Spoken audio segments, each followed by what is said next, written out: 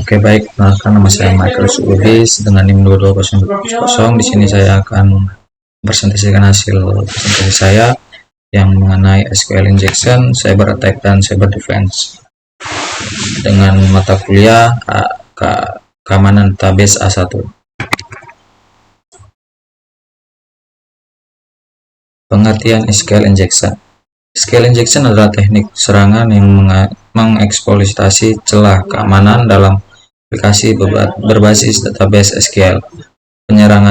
Penyisipan kode SQL berbahaya ke dalam input pengguna, yaitu bisa penyerangan dari from login, bisa jadi dari URL, dan lainnya.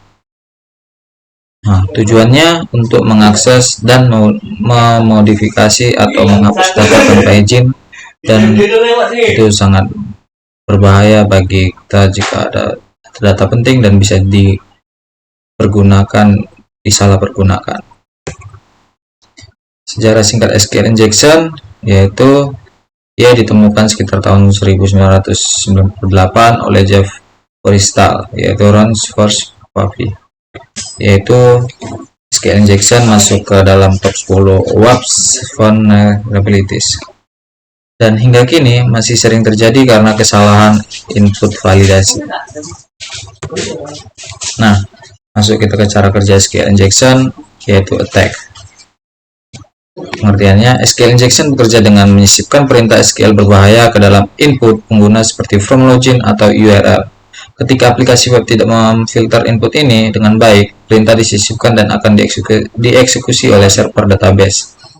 Berikut adalah contoh input login yang attack, yaitu penyerangan, yaitu contoh input loginnya username admin, passwordnya kosong.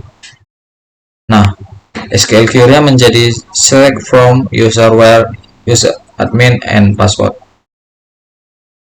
Dan di cara kerja SQL injection ini itu mempunyai efek bypass login, yaitu akses tanpa otorisasi. Berarti ini sangat mudah terkena penyerangan attack cyber.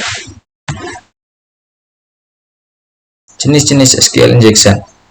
Nah, penyerangan langsung melihat hasil dari query di browser umum pada sistem yang menampilkan pesan error.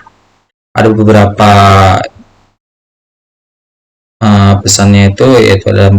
Yang pertama ada blink SQL injection, yaitu sistem tidak menampilkan error, tapi penyerangan bisa mengambil data dengan mengajukan pertanyaan dan logika atau true or false.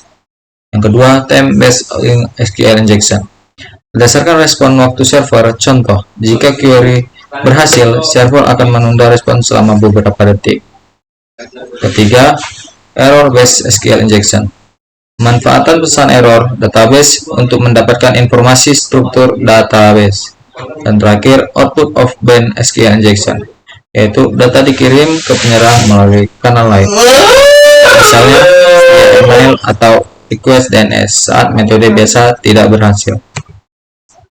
Nah, ada juga alat SQL injection untuk attack cyber.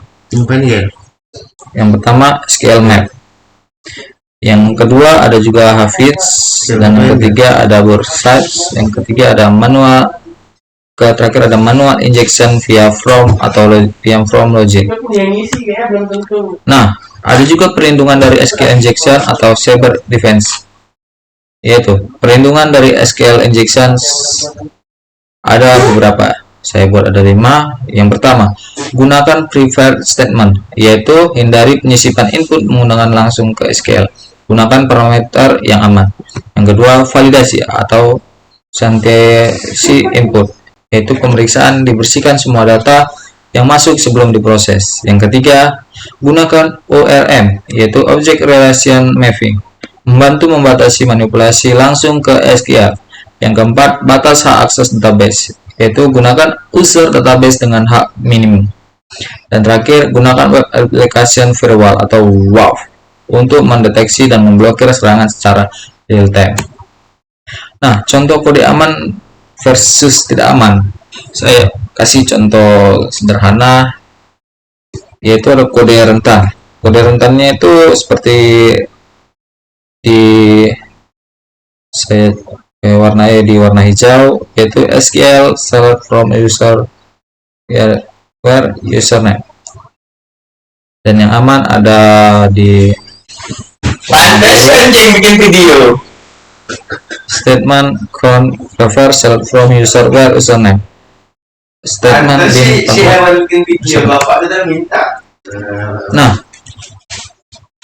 Nah, contoh yang rentan itu ia tidak menggunakan keamanan yang tinggi karena dia tidak memiliki password yang aman. Aman itu seperti yang biru, dia menggunakan password yang aman. Nah, kelebihan dan kekurangan SQL injection. Kelebihan dari injection adalah: satu, bagi hacker mudah dilakukan. Kedua, tidak butuh alat khusus. Nah, ada juga kekurangan, yaitu untuk sistem. Yang pertama, merusak data. Yang kedua, ancaman kebocoran data. Dan yang ketiga, potensi kerugian finansial. Ya, seperti saya bilang, bisa kekurangan data, merusak data, apa aja yang kita buat bisa disalahgunakan. Ancaman kebocoran data bisa disalahgunakan data juga, dan potensi kerugian finansial, dan bisa dijual perjudikan juga. Nah, kegunaan mempelajari SQL injection yaitu memahami keamanan aplikasi web.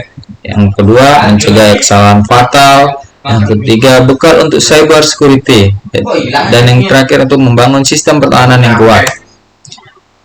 Ada juga saya kasih beberapa kasus singkat tentang serangan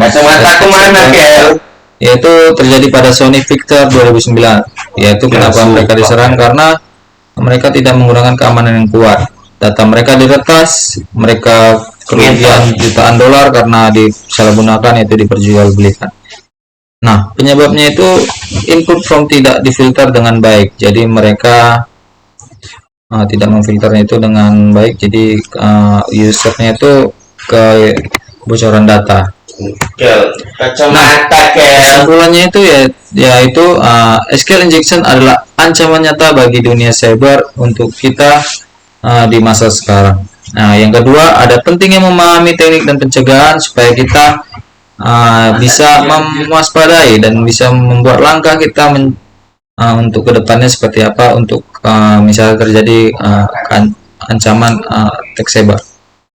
Yang ketiga, validasi input dan pengguna query aman sangat krusial. Dan yang terakhir, defense lebih baik dari recovery. Oke, jadi begitu saja presentasi ini. Jika saya ada salah kata, mohon maaf. Saya akhiri. Selamat pagi.